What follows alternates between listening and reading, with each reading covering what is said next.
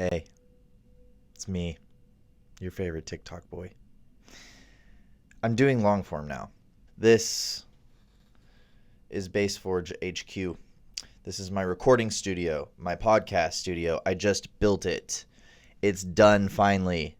And I wanted to start the podcast with one of my very good friends, Sean Clayton from Abundance 10,000. He is one of the most well-spoken dudes I've ever talked to in terms of esoteric philosophy. He's a good friend of mine and one of my neighbors here in Austin. So I figured no better guest to test this out on than Mr. Clayton himself. So we did this, but as you can see, it is still a very brand new, fresh studio. You can probably smell the plastic plants that I put all over the place here. The studio is where I record music. It's where I research Cymatics. And now it is a podcast space for my friends in the esoteric and EDM music space to come and talk about their projects and talk about some weird shit that they want to talk about and everything in between. And I did my best. I did my best to set the cameras up and to get this thing set up the way that a podcast should be set up, but you know, shit happens with the first episode. So I want to apologize for what you're about to see. The audio is great, the content is phenomenal, and I've edited some cool images in there if you're watching this on YouTube. The cameras, on the other hand, are not so great. I don't have a Jamie like Mr. Rogan. I don't have a producer. I am the producer. And so what I did was set it up and I hit record. And I now know that I need a little bit more gear. So I've ordered some more gear, but for this episode, you're just going to have to put up with a little bit of technical difficulties.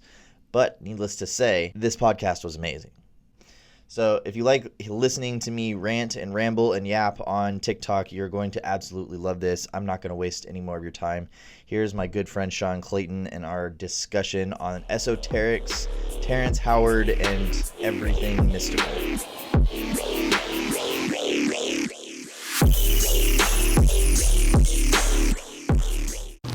What's up, man? What's up, brother? What's up, dude? It's good to be here, man. Yeah, good to have you. The inaugural episode. I don't even know what I'm going to call this, but Bassforge podcast for right now. Yeah. And this is my good friend, Sean, Abundance 10,000, right? 10,000, yeah. I was going to add another zero, but I was about to ask you, why the 10,000 and why not 20,000 or 100,000? What's the well, there are no accidents in the universe. When I started with it, I wanted abundance, right? Because I do this abundance alchemy thing.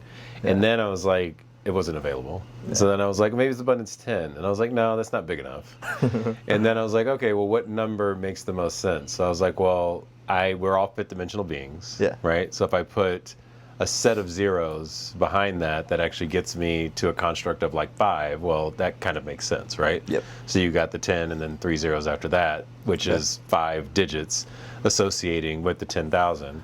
And then in my opinion, and this is just my opinion, is that, you know, they even talk about the number 0 on something we want to talk about, the Terrence Howard and Eric Weinstein podcast. But the number 0 to me is a very powerful number because it's where the possibilities live. So the masculine aspect of the numerology is number 1. So I start with that because I'm a man.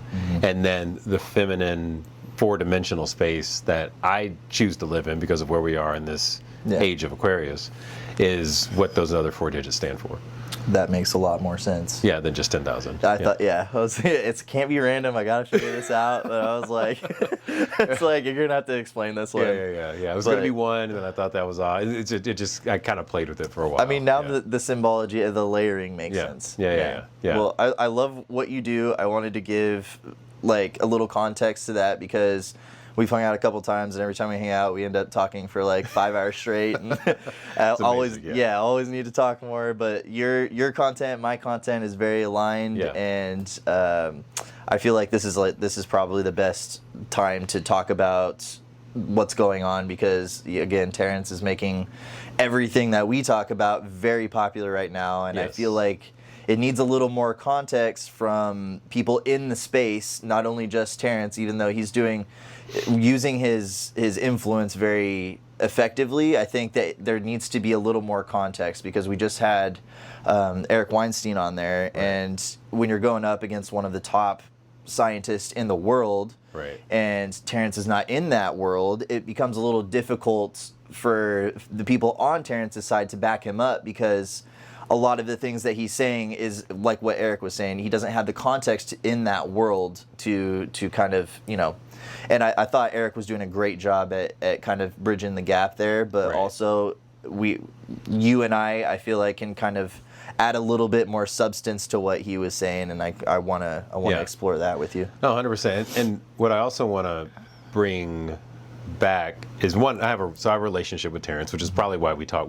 One, he does a great job of this, but my relationship with him, if you jump on, I have a podcast, if you jump on there, you'll listen to like a couple conversations, and Yeah.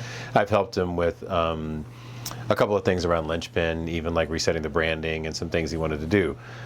Not to brag on that, but more so to give context to some of the nuances of where I'll be able to talk about how Terrence views the world. Yeah. From my witnessing of him, right? Okay. Yeah. And then in addition to that, you putting an actor up against a professor and a professional teacher. That was not okay. That's like, it was interesting. It to was, watch, yeah. Right? But he doesn't have the same vocabulary. Yeah. Now, once again, Eric doesn't have the same vocabulary as Terrence has, right? The way that he studied Walter Russell, right? The way that he studied everybody Terrence has gone down that has built his model that he's built is his model. Yeah. Is it math derived? No.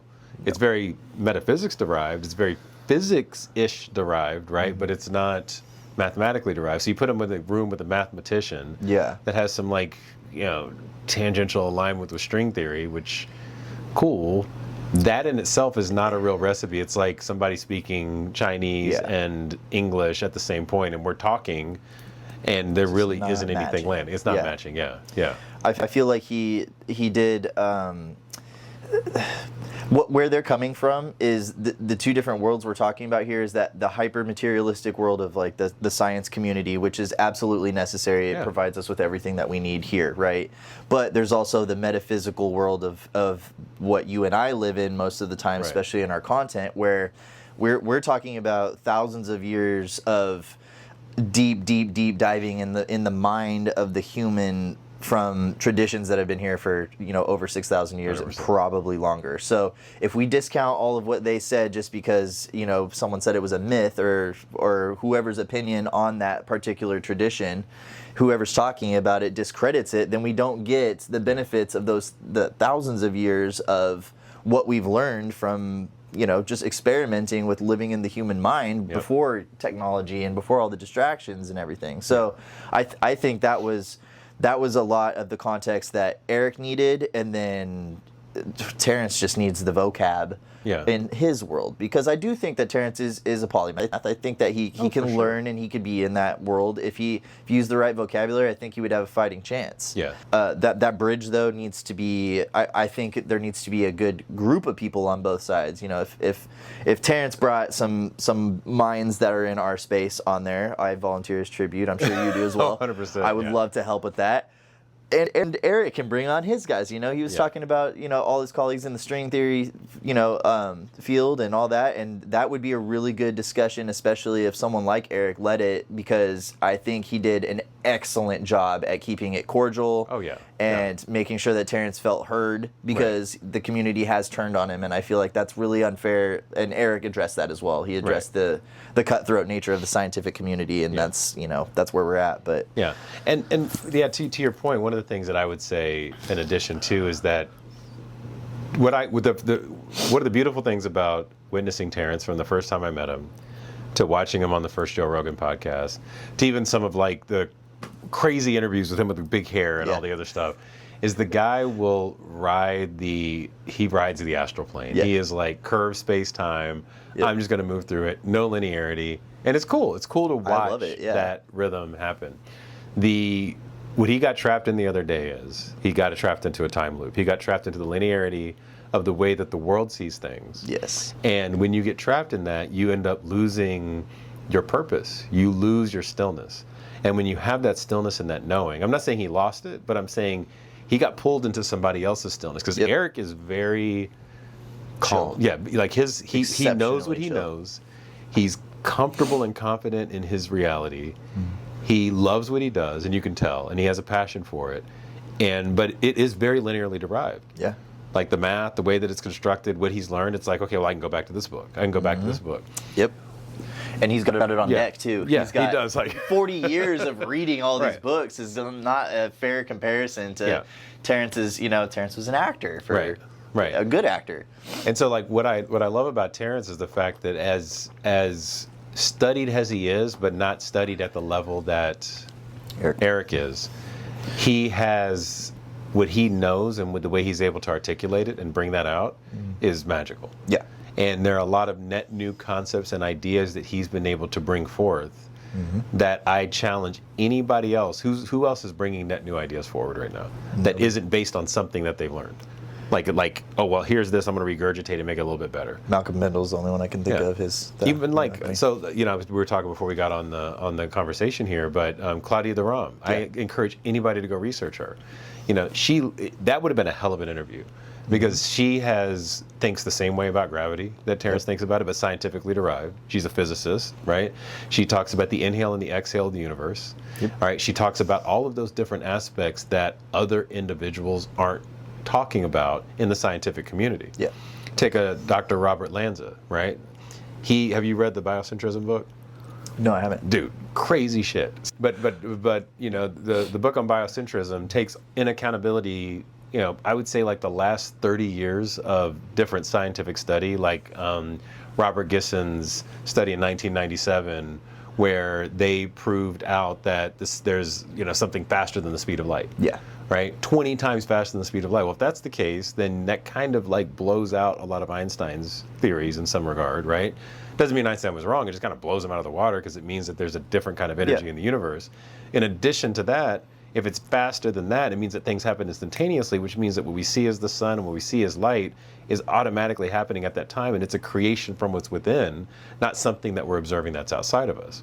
Totally agree. So then you're like, okay, well then what's happening with space-time at that point? It's a creation in an instant moment of what's happening, which reinforces what Terrence is talking about. It's just there are scientific studies about this that are sitting out there that nobody's talking about, because it's inconvenient for the scientific community to talk about it. And it's inconvenient to redo things that you've already, like what Eric was saying, they have Band-Aids for, he's talking about the linchpin, where he did weave the Platonic, I can't remember what he called it, there's a Pythagorean comma into the alignment of the linchpin. Because you have to make it work. If you look at it geometrically, the angles, the way you engineer it, it's not going to line up perfectly right. So you have to add, and it's the same in music, you have to add this little step or this little bump to make it fit within that band, right? So that's been kind of the method of science this whole, since up until now, which is not bad, because we've made stuff that works. All of this stuff, we have the internet in our pocket, and everything that is from science, and that is the most useful. We wouldn't be connecting if that was the case, Exactly. So no one's knocking that. Right. We're what I want is a little bit more of an open dialogue to say, hey, what if this is, because the way you and I think, and I'm a very big proponent of Hermetic philosophy. Right. And you start with the all is mind. Yeah. And we start with, and that basically means we start with consciousness first. Yeah. Consciousness is what's creating this entire thing. Where science does not, kind of throws that to the side, like we'll figure that out when we have more data on it. But for now, we have to work in the real world. Again, fair point. Right. But from the way that you and I operate it, from like the way we explain things, is looking at it through consciousness first, and then the next one is everything moves, everything vibrates. So it follows a lot of what physics is already saying, and that they can find a middle ground and be. That's the way science and philosophy and religion and spirituality, they used to be one thing. That was, it's only a modern thing where we've split it up, right?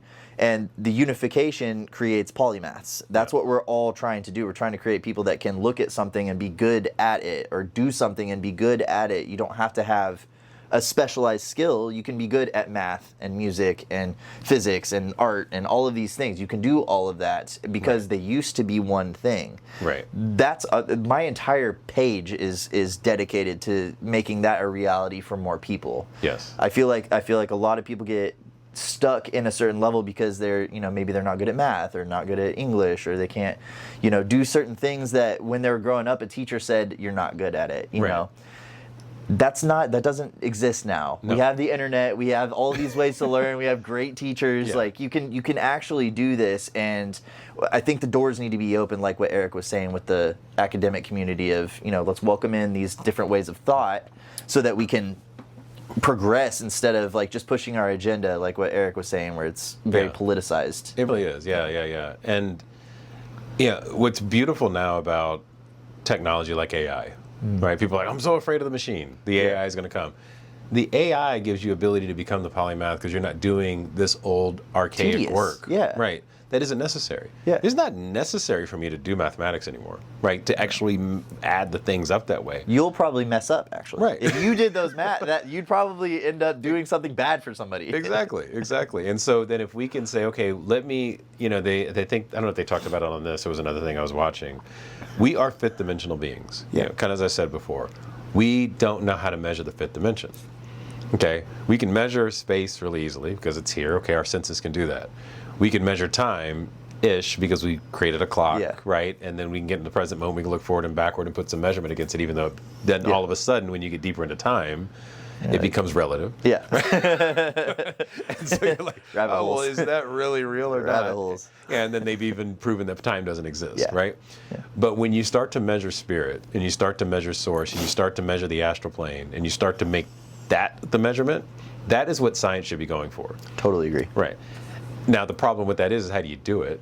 And where scientists live today is they don't know how, because all they're looking at is what has given them credibility. And there was one part where they were talking about peer reviews and how that came about, and it's really a manipulation of a publication system in order to actually make a shit ton of money. So let's throw that out the window. And it should be just, human review and what feels good to your soul. Right there with you.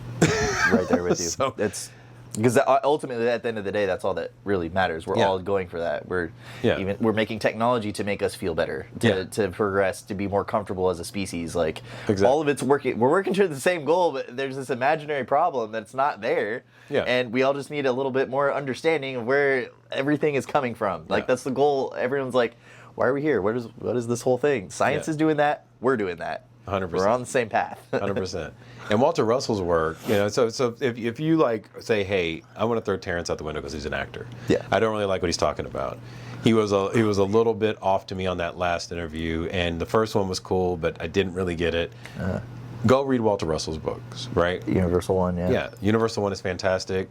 Listen to it. It's that in itself will help you start mapping back to the one, how things divide out into the universe, even the whole concept. Now, it's not an easy read. I mean, it's not at all. Not even close. I think it took me like 2.5 months. I mean, I can read really fast. I know you're a speed reader, right? I can read really fast, but I got to go back and read it again because it's just a different kind of English. You have to look. It's like those magic eye books where you have to stare through the book to see the picture. I have to. When I look at his diagrams, I'm like, okay, what are you trying to convey with it? There's a lot of numbers and a lot of spirals and like, what are you trying to say here? Yeah, you got to look at it over and over again. But what's cool about it is that, it gives you some framework of somebody who was very much so, I think he was the Terrence Howard of his day, right? Totally, Who was authenticated by Tesla, by Einstein, right? By those individuals who were like the, Eric Weinsteins right now. Is it Weinstein or Weinstein? It's one or the other. Yeah, either way. But Eric, Eric. We're gonna say Eric. And Eric looking at it, and Eric is peeking in. Yeah. Did you listen to his other podcast? I did. So Eric's peeking in. He's like, aliens may exist, right? He's considering that there's something bigger than us, right? He's breaking out of that linear construct, and he's bringing things to the table. Now, what he can do the most service to this community, which I feel like is a massively growing community at this point. The meta and the spiritual and the esoteric world and the mysticism world, like it's exponentially growing too. Exponentially growing. I was gonna say I've never seen. So when I first came across your videos, I think you were maybe at like 60K. Yeah. And I was like, dang, this guy's got some good animations. This is like content's on point. It couldn't have been like 2 weeks later, and then you were past 100, and this was like I was at like 140 or something on Instagram, and I was like, what the? That took me like 6 months to get to, and in like 2 weeks you're there. I was like, okay, but that's why though your niche too is like a very you've got a really good grasp on the philosophical side, which is so useful to people. And what you say is like genuinely helpful for real world life problems. You know, I talk about a lot of stuff that's like, this is pyramid stuff. Like, but being able to see the code, you show like your thing. Like when you think about like the Matrix, the movie, and being able to go in and like fuck with the architect and see the code, like you're showing people like, here's the code that was left for us.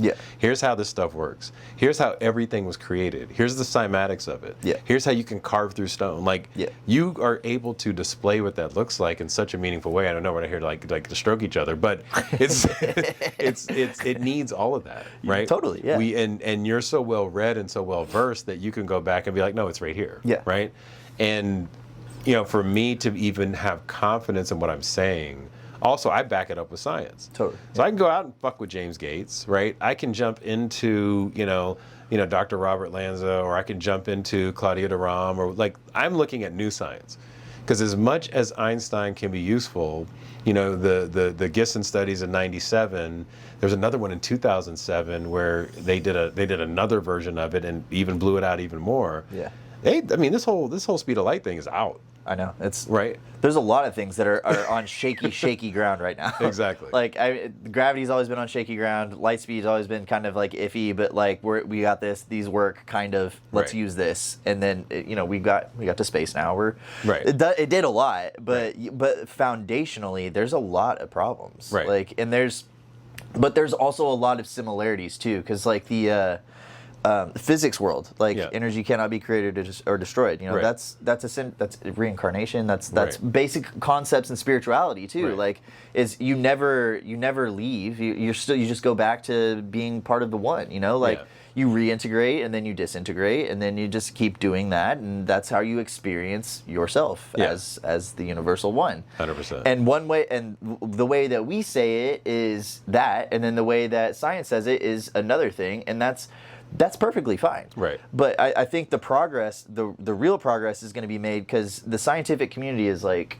the top tier. They have their own language. They have their own community. They have their own hierarchy of university stuff. Like they're their own world. So same as ours. Right. But their world has been closed off for so long that I don't think that a lot of this stuff lands, because it used to be very, people always call it woo on my stuff. I'm like spiritual, whatever. Like I always thought that too, but once you start digging into it, you're like, oh, this maps to this. It always maps. All the concept here can actually build my understanding of this, Right. And vice versa. Like if you discover something new in science and you have this concept that you see on one of your TikToks or Instagram reels, like that's the value right there. The concepts are cool and it's all fun to keep them in your head and have them as the facts, but like, what are you going to do with it in your life? Is that improving you at all, or? No, 100%. Yeah. And I would love to see, and this is, I'm calling out to, because I honor these scientists so much, right? A lot of the woo-woo communities, like, you got to get away from it because you don't want to fold into the foundation. No, they're going to serve the foundation because, Terrence talks about a thing around straight lines, and straight lines are an abomination because it's missing the mark. Because it's a what did he say, an approximation or of the actual reality, which is when you don't move in a straight line, when you don't move in a curve. Well, take that concept and then map it to the story of Christ, where he was in the desert with the devil for 40 days and 40 nights and overcoming sin. Well, if sin is missing the mark, and that's the straight lines, and Christ was walking through and saying, hey, Satan, get behind me. He didn't say get away from it. He just said get behind me, so he could be like, hey, let me lead you and show you where to go. So if that's code for what's to happen, and that's a fifth dimensional connection with spirit, then is it not possible that the scientific community needs people like us and others to be able to lead them in the aspect of linearity or straight line or sin, if you wanted to call it that, and we're all in sin because we were all constructed off of it, but to this fifth dimensional element, which allows us to actually unify and then create this new possibility. But I think you're more of a translator. So I would say the same thing. It's more communicating those ideas, those complex ideas, like what Terence is saying, what science is saying, and communicating that to the people that one, maybe can't afford a 6-figure education, or two, had no interest in sitting in a classroom for 6 months staring at a whiteboard and a teacher that's on, he's on retainer or whatever that's called. He's there forever. He's there forever. He doesn't have to care about the students. Tenure. Tenure. That's the there one. you go. Tenure. Close to retainer. He has tenure. Woo. Tenure. Yeah, I was thinking of it too. I was like, okay, there it goes. It's not the right word. Yeah. And But- he's not a retainer. Side point. Yes. There's a funny thing. I have a Bible on my bookshelf too, and one of my friends, a good friend of mine, he was like, if you read the Bible and you just replace sin with sign, it makes sense. Because sign is the wave, and if you say like what you were saying, you said Satan, get behind me. Yeah. It's forging that straight path when you have the chaos of the wave behind you. Right. You can look at it so many different ways, and there's like 15 layers to the Bible. 100%. But there's cool perspectives to look at it, and now every time I go through the Bible and I see sin, I'm like, does that mean sign? Is it the wave? About the wave? Yeah. Well, and here was another thing. So on the there's so many things that I remember when it came up, and I'm like, Terrence, we should have said this, or we should have said that. Like, I think you were telling me, you were like yelling at the screen, It's like, come on. But there's one point when they were talking about the number 0. You remember that part of it? That's why I was going to bring that up, actually. Do you want to start with it? I mean, no, go. They were talking about the number 0, and Terrence was like, the number 0 doesn't exist because it doesn't hold anything, right? And then what did Eric say? He called it he said it's an empty function or empty, I forget what he called it, but he called it empty set. So he called it an empty set. And so it has utility when it comes to mathematics. Well, it also has utility in the real world, right? But what I can say, though, is that even with the example that he gave to Terrence when he was like, how many times do you take a China baby and do I forget what the whole example that he gave was, go over to China and do this whole thing. He's like 0. Well, actually, that's not true. What's true is that the fact that he spoke it into existence and Joe witnessed it, right? And Terrence witnessed it, actually created a potential of reality that's now manifesting itself, right? Either here or in the astral plane. Yeah, exactly. So the reality of it is there was no 0. I mean, that would have been my retort to Eric, is like, you just actually created the potential. There was a 0 before he said it. Yeah, before you said it, right? But that was the 0 is the potential that exists. But the minute that we speak it into existence, or we think about it, all is mind, right? Any of these things, it becomes a reality. That's the thing. Right? Make that like a real world example, because like how you're in a relationship and then this is like a young person thing, especially dudes. They're like, oh, is my girl cheating on me? And then you like put that out into the world, and then it makes your partner like almost want to manifest it, not in a like a they're plotting against you sense, but you put it out there, and then the moment you start being crappy to her, she's like, well, I mean, he already expects me to be cheating on him. Might as well do that. You made it happen. Like, you created that. Like, there's no doubt in my mind that whenever that happens, that guy created it. Exactly. There's 100% chance. 1,000%. Yeah. And so that there is, so to Terrence's point, there is no 0 because anytime you speak something into existence, it becomes a reality. A version of reality. It creates the potential of it existing because now it's starting to be manifest, whether in the past, present, or the future, because there is no time. So from that perspective, you can't say that there is a real 0 value in the existence of humanity at all, right? Even if I said I didn't do it, that fact out there there's a possibility, because everything lives in superposition, that it exists somewhere else. Because what I didn't do was done somewhere. Right? I mean, and so that's why we have to be, there's a thing in the Bible around vain repetition, or be careful with your words, all these other things. We got to be real careful with our words, because that creates the echo. The thought creates the actual possibility. And we got to be careful with our thoughts. I was about to say that's just as important. Yeah, I think we're about to get onto something here. So the measurement of spirit is, can we not measure the actual thoughts and how often they become the reality, and then at which point this whole concept between the 0 and non-zero. The construct, like, to me, the construct around time, the construct around math being the manipulative thing, because even the fact of 0 being able to cancel things out or eliminate something is not accurate. Like, you can't, the energy is either created or destroyed. So the physics, there's no physics. Mathematics really doesn't work in physics, even though we try to make mathematics work in the whole quantum space, which it doesn't. So I think that's where it goes, not even I think, that's where it goes out the window. And so then you take somebody like amazing mathematician who can manipulate space-time, right? Which is awesome. Let's fuck with that, right? Bringing it in with somebody like Terence who's saying, hey, this is all universally aligned. Yes. And let's stop manipulating space-time. Let's move within the curvature of space-time because it should be fluid. How do you put that together? Now, that's an interesting conversation that should have been had. Like putting those two concepts together. Dude, there's so many routes they could have gone for it too. And I think they did have common ground, especially there. Because, okay, like, physics and math breaks down when you're going into... So my content from here for the next probably month is going to be very, very based, focused on the new Alchemy that Malcolm Bendel's working on. And they just did testing. Are you familiar with his work? Dude, I mean, tell me about it, because I've heard a little bit, but no. Like, break it down a little bit. So, he led with, Randall Carlson brought this up on Joe's podcast, that there's a technology being developed that was going to revolutionize pretty much the whole world. Yeah. And this was what Malcolm Bendel was working on. Right.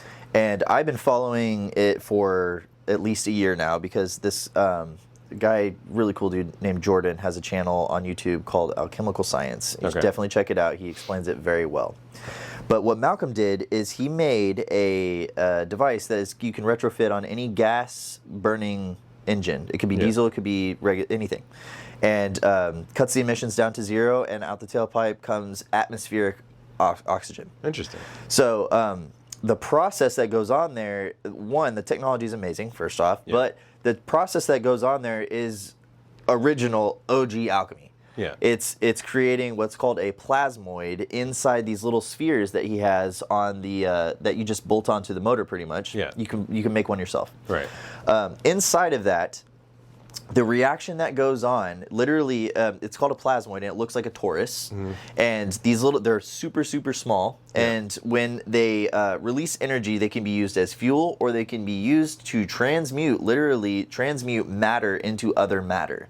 It's a whole process that goes on, but there's been extensive testing around the world. Like 7 countries, I think, now have tested it. A bunch of DIY guys have tested it. Right. It's actually going on. So they sent a piece of this sphere into a scanning electron microscope to analyze what matter was coming out. And so it depends on how the spheres are tuned, and there's a whole bunch of maths that I'm not 100% familiar with yet. But when they did the testing, they got a whole bunch of rare earth materials like gold, titanium, platinum, but also a whole bunch of other elements they weren't expecting. And what they tested was the carbon. Yeah. Because when they pull the carbon out, that's how we date things, right? Carbon dating with carbon-14. When they tested the carbon that came out of these plasmoids that are used for fuel and transmutation, they were 33,000 years old. The carbon should have been brand new, because or it should have been at least the age of the fuel that it was coming out of, right? Right. But it was 33,000 years old. So basically, this throws into question the carbon dating metric of dating things, because maybe it has it's never been like the most accurate, but a whole bunch of monkey wrenches have been thrown into this model that we have of physics. And what Malcolm is doing is he's modulating. So you have frequency is work over time, right? What Malcolm is doing is modulating the time by using the torus. So now, imagine a torus. Outside of the torus goes slower than the inside of the torus, right? Right. So when you symmetrically compress what he's doing in the motor, when you symmetrically compress these little air bubbles, ionized air bubbles, water bubbles, you shrink down the time it takes to do work. So he's modulating the time it takes for this plasma to convert a really bad gas into something that's usable, a material that's usable. Right. So this new technology is all about modulating the time, instead of what we do right now is, with burning coal plants or whatever, however we generate electricity. It's all based on how much. You've seen turbines on these power plants. They're freaking huge, right? Yeah. How much matter can we get, and how much work can we get it to do to generate this power for us? Right. Malcolm is taking a different approach and saying, well, that seems like a lot of work. Let's just mess with the time. Let's just modulate the time. And so back to what you were saying, we don't really understand what's going on here. Right. We don't understand a lot about like the sun. We don't understand a lot about all of these things that have to do with time, black holes, there's stuff that works on Earth and works for us now. Right. But who's to say, like what we were saying earlier, who's to say we're not in a reality where we can shift a little bit and, you know, that the world becomes great again because we know now how to modulate time. Yeah. And I think that's the path that we're going on. And what I really wish Terrence would also look into this too, because this is the science, the backing, because Malcolm has open source research on strikefoundation.org, I think, .net or .org. All his work is published. He patented everything and then made it open source. Right. So all of it's there for you to look at. Right. All of the test results, and it really does fortify what Terrence is saying. It's literally the proof that he needs to he could bring that up to Eric and actually have a fighting chance at it. There are people working on this, and there are people that can explain it. So let me pull that up. No, I'm kidding. Yeah, dude. I need a Jamie. We need a Jamie, right? We need a Jamie. No, pull that up, will you? No. Next time. I know, next time. No, that's funny. Is it always 33,000 years? I think it varied, but the average that they tested was 33,000. Okay. It's an interesting number, though. Yeah. Interesting number, interesting that it threw it back that far. Because... Yeah. I mean, it really could have been anything. You could have said it was like the age of the fuel that they used or something. But like, if you're burning dinosaurs, that's millions of years ago. Why is it 33,000 years ago? That doesn't make any sense. Yeah. So I got something like when you were saying that, something started to drop in. I do this. All right. So check this out. Time is an illusion. It doesn't exist, right? So when we start measuring things, it really is code. Yeah. Okay. So the code that we got with that, I got to research some of this more. The number 33 is no accident, right? And for those of you that don't know, the Christ consciousness number and whatnot, it's a key. And then you have a really long extension of time. In the quantum world, you have for superposition. And for those that don't know, superposition is that something exists in multiple states at the same time. So if alchemy is the process of transmuting something to another, then is it not going to another dimension or the other superposition aspect of that fuel, right? To then grab it from somewhere else and then move it through. Back. Right. And is that not time travel-ish? That's what I'm saying. Then, yes, collapse that wave function of possibilities into a new space and then throw it back out, and then there's no accident. If it's 33 every time, or the average is 33, that's fucking bananas. I have to look at it. That when I heard that too, I was like, no freaking way, because my mind immediately went up to. Yeah. We talked about 33 in the Flower of Life last time, and like, you know, vector matrix, all that stuff. But okay, going on that point. You know, we did a whole bunch of nuclear tests, right? Nuclear bomb tests, right? It literally disintegrates matter from wherever the nuke exploded, right? Right. What if it's pulling it from another reality where that nuclear bomb was exploded over a big pile of carbon, and it was like, well, it's gone here, we'll give it back to these guys, you know? Like, swapping it out like that, is that not, that doesn't, to me, that is like, okay, that could definitely be what's going on. Because if you think about how everything is entangled and all of that, like, there should be a pathway to swap out that stuff, right? So what exactly is going on when that happens? Are we opening up a wormhole? Are we doing... This is the stuff that I'm like...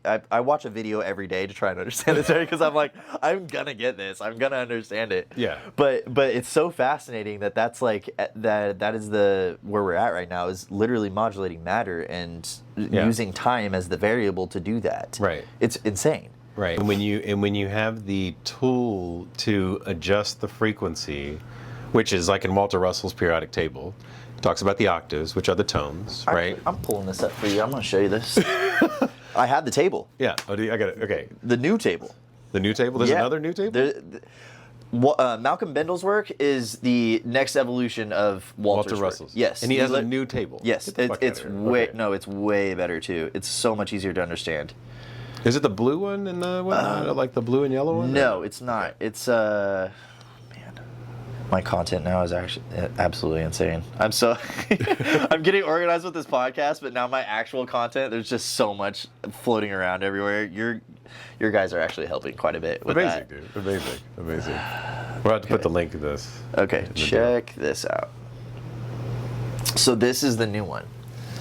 That's the anatomy of the plasmoid that he. This right here. Yes, that one right there. And there's a bigger one on the bottom if you want to look at that. So the Walter Russell's was right there. Yeah. That was the wave one. Yeah. And mapped to a torus, it's that. Yeah. Interesting. All right. So we're. Have you studied the whole concepts around like the crystals? You know, it's like broken down any crystal. So you take like quartz, right? Which is, you know, it's silicon and oxygen, right? Yeah. You take salt, you know, which is, you know, sodium and chlorine. And if you look at those on Walter Russell's table, they literally like are kind of like where they need to match, or like if you put the structure together, then it creates the crystalline structure. Really? In order to, like, it perfectly lines up, and generally they're an octave apart. Yeah. So what it does is crystals are bridging octaves, tones together. So like, let's say the universe is tonal. Yeah. It's like, you know, it's creating the tones is what Walter talks about. The tones stem from the light. So it's like it goes from light to sound. The sound then turns into, you know, the reality. So it's the progression of the wave function to collapsing into reality, right? Okay. And then those two things are in different octaves. So it's literally bridging dimensions or octaves together using the same, because it's all the same energy. And then those lock into crystal structures. So we are walking crystal structures because we are stable structures moving through reality as a particle being constructed from the wave function of because the thing about us, we got a whole bunch of shit going on inside of us, right? Yeah. With various different dimensional or octaves that are stacking these things up into our reality.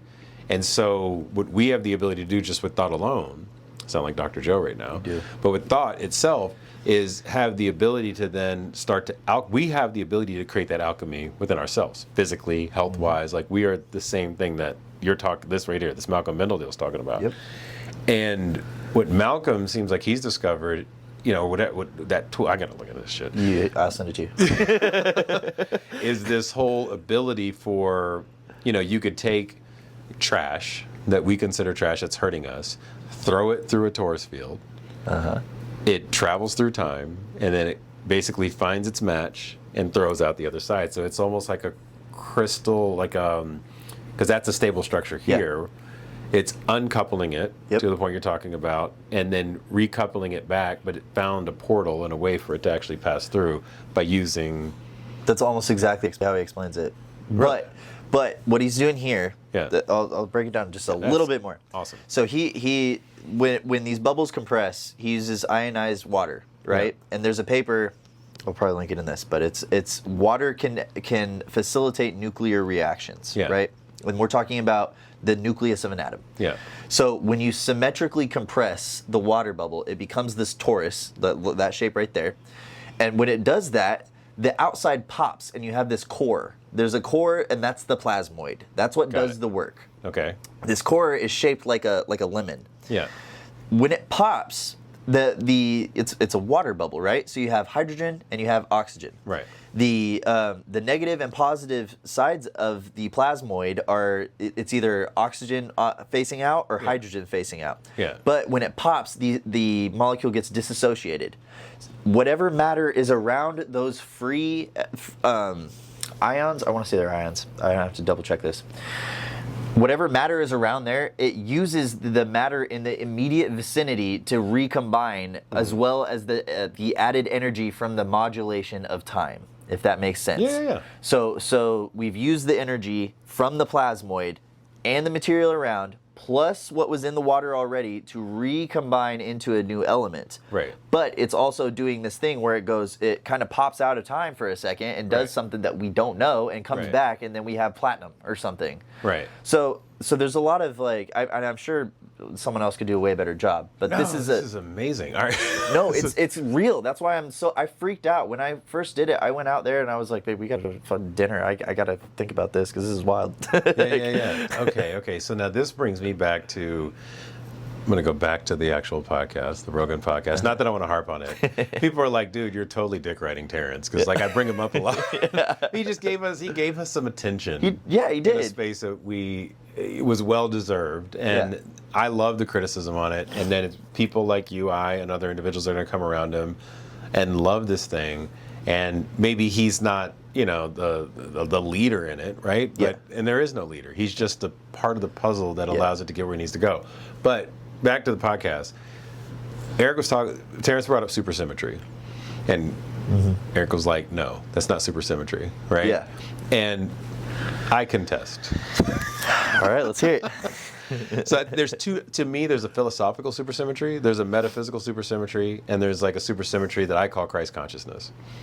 I like that. Okay. I like that explanation. And then there's a mathematical supersymmetry that has this whole like whatever the fuck kind of algebra he was talking about. I looked into it. The numbers. Yeah. Which there's that supersymmetry, and you know the fermions and bosons and how all that works at the subatomic level. Well, if it works at the subatomic level, it has to work at the macro level. Of course. Right? And what that means is that even though the illusion that we live in doesn't look supersymmetrical, it's very supersymmetrical because it's tied to the zero time point.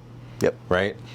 And what you're talking about with Malcolm Bendel, right, is when it does this thing and it collapses down and it pops, right? Yep. That is it folding all of space and time from its perspective into supersymmetry of 0 point time, which is Christ consciousness. Everything. Yeah. As an example, right?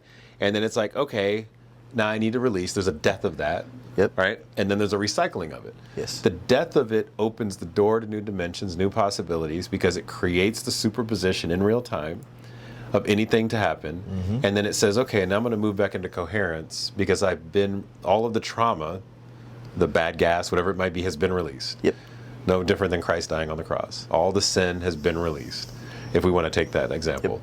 In our death, all of the trauma has been released and we go back in the source. The same fucking thing. Yep. Okay? So it all collapses into the 0 point, releases it. Then what happens is the energetic potential doesn't die. It's going to then go in and then grab literally every potential harmoniously that makes the most sense because it's born again. And then boom, here it is. You want to know something even weirder that supports your point? What's that? Another one? You're gonna freak out when you see this. You're gonna freak out. I have to make a better one because it's this one's not as nice as I want it to look. But okay, so the plasmoid has a geometry, right? Yeah. It's a torus, but it literally takes in matter from its butt, and then it craps out new matter, right? Yeah. But that symmetry, you can literally calculate the trajectory of where it's going, right? It has an orientation because it's a torus. Yeah.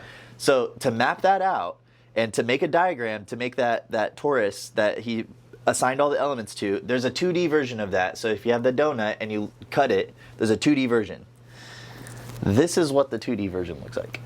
Get the fuck out of here. No, dude. I'll put that on. You got to put that on there. I am, yeah. That is bananas. I just got chills, bro. Yeah, right. Okay, all okay, right, hold on. I'm not done yet. Okay.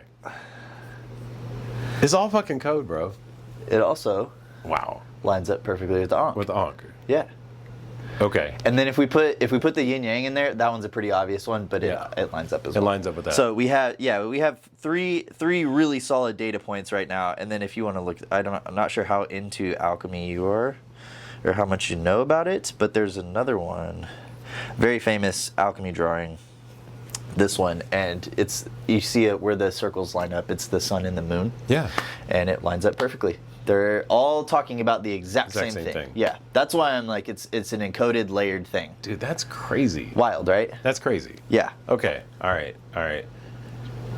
Yeah, so like my thing that I talk about now is, we talked about this a little bit, this Masonic code. And what is that code that's been, this is what we're talking about That's right what now. we're talking about. Is this Masonic code that's been left behind us. I mean, you take time, there was no 0 point that they were counting down to before Christ. No. Okay, in BC, whatever you want to call it. And I'm not sitting here for anybody in the religious space. I'm not trying to sit here and put Christ on the pedestal. It has nothing to do with that. It has to do with the consciousness of what Christ that is a represents. concept. Right. If exactly. Jesus is the religion, Christ is a concept of consciousness. Exactly. Yeah. That's what we're talking about. And nobody's counting down to 0. No. So then who established that? Why was it established? And if you've ever, there's a thing out there, and I'm not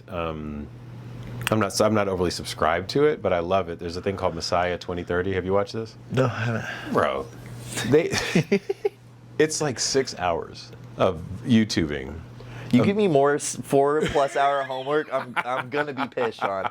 But there are I think there's 65 different prophecies, right, Yeah. of exactly when the second coming of the Messiah is based on the time of the first one. Yeah. And that 0 point of what it means. Now, the structure that they put into it threw me off a little bit. But also, there's one structure, when they finalized it, it ended up looking just like Walter Russell's cosmological clock, like his cosmic clock, right? Yeah. Which then maps to the same thing. And it's like this whole deal that is the exact same thing as that. I know. And I'm like, okay, well, this is all code for this 0 point of what Christ consciousness stands for. And what I always say is that there isn't one Messiah, right? That we are all collectively the Messiah. We just haven't figured out how to work together. Yep. Right? And this is just an example of, the Eric and Terence podcast. We got to figure out how to work together. Yeah. There should be an honoring and a respect for every single person's unique abilities. Even the homeless person has purpose. Right? What is the purpose of the whole thing in this ancient traditions? It is the universal mind splitting itself, fractalizing itself into multiple ways of observing what it actually is. Right. That's what everyone needs to do now. That's the point. The point of it is to bring all of these perspectives in here so we can get an accurate view of truth. Yeah. We're all working towards that. Yeah.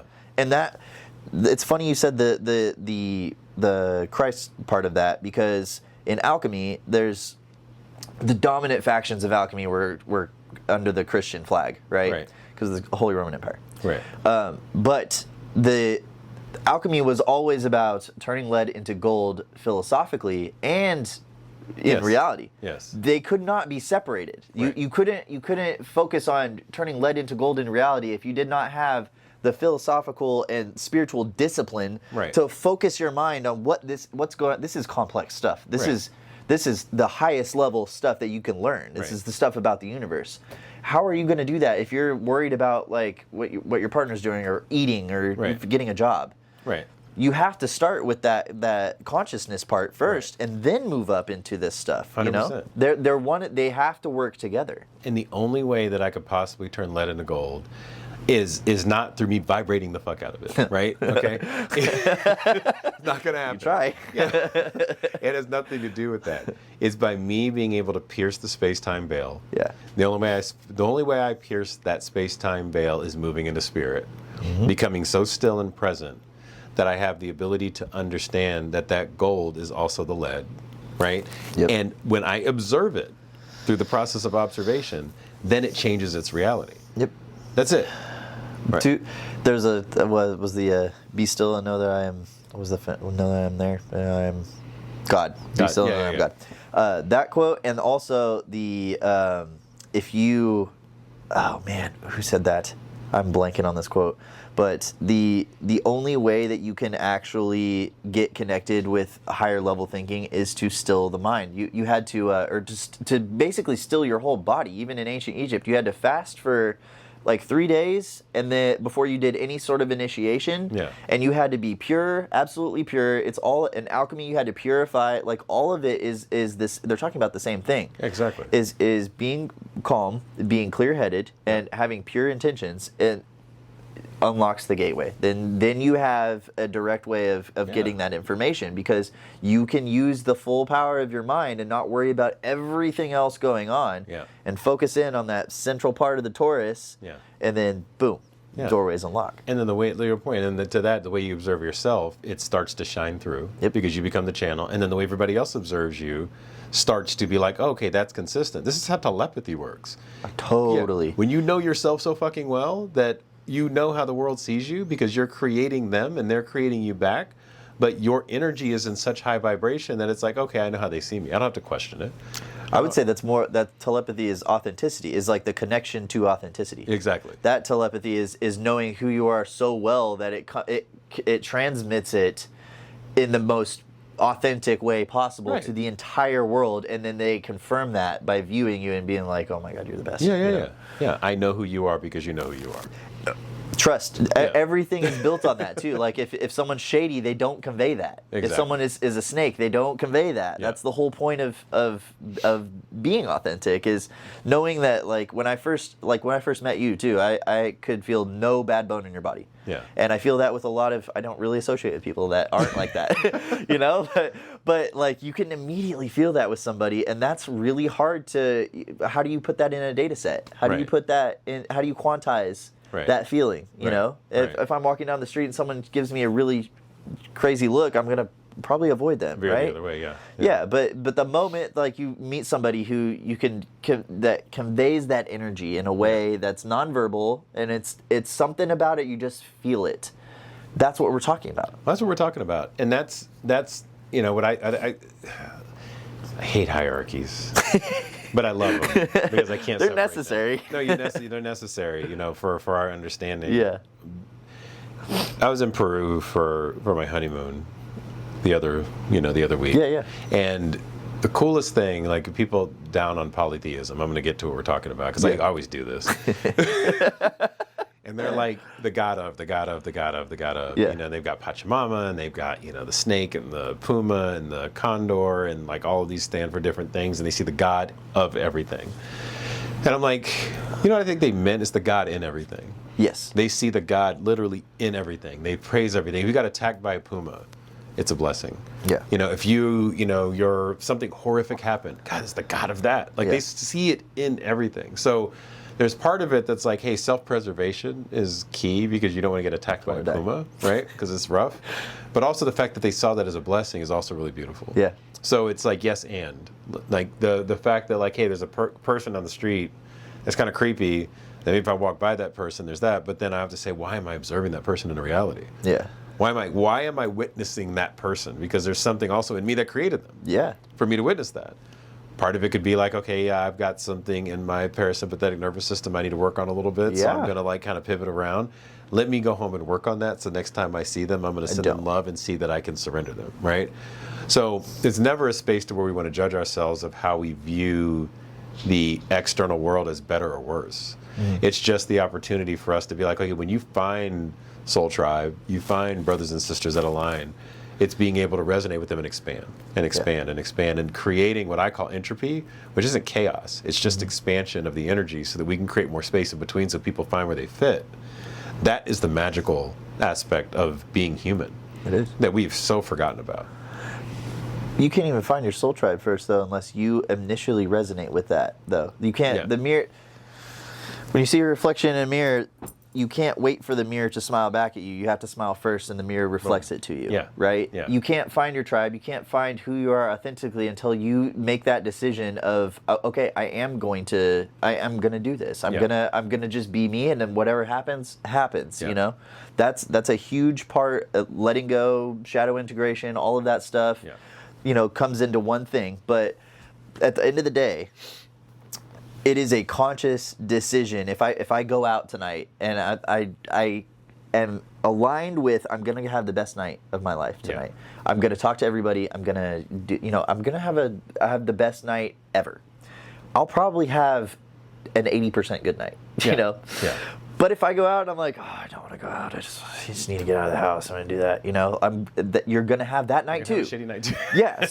So it is literally a conscious decision every day that you walk out the door. And I feel like this is probably a good note to leave it on too. Every day you walk out the door is like, align with what you're actually trying to do here. Align with, like today even, I was like, I took my car in to get it serviced. I was like, everyone's in a good mood. Concierge today was in a great mood. I was like, this is gonna be a good day. Sean's coming over. This is gonna be sick.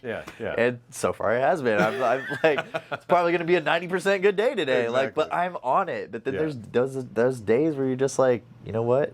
This is gonna be a bad day, and you make that the bad day. You know, it's all you, but ultimately, what do you want people to get from not only like what we talk about here, but your project on Instagram and everywhere? What else are you doing, and what do you want people to get from it? So for me, it's my focus is that we remember who we are.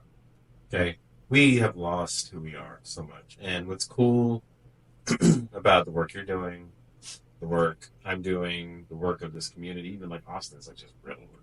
It's like a freaking just bucket of like, you could shoot a fish, you hit a spiritual person. We should anyway. Yeah, throw a rock. That's it. There Throw you a go. rock. That's You the can one. shoot a fish. You can shoot a fish and probably get a spiritual blessing too. But Texas, they shoot fish too. exactly. but it's really for us to. There's a set of us that have to come together to create the core, right? Then it's like, okay, how do we create the entropy or the expansion of that core, so that people can see a version of me, a version of you. Not everybody's going to resonate, right? Because they're going to see me and be like, black guy, no, right? Totally cool with that. Some people are going to see you and be like, white guy, no, right? Some people are going to be like, okay, I don't like beards, right? Some people, they just, yeah. But they all have their own thing, right? And if there's enough of us talking similar stories, moving in that same coherence, and we all know that it's centered on this consciousness that is this center point, the balance of what, Malcolm's working on, you're working on. It's how these things collapse into the 0 point, so that when it breaks and the death happens, whether it's just the death of a memory or the death of whatever it might be, or reconstructing it, it has the potential to reharmonize it to a new reality. We could do that all the time. We can reset our 0 point. This is how we live longer. This is how we get rid of disease. This is how we make more money. Money will eventually not even be a thing. It won't even matter anymore.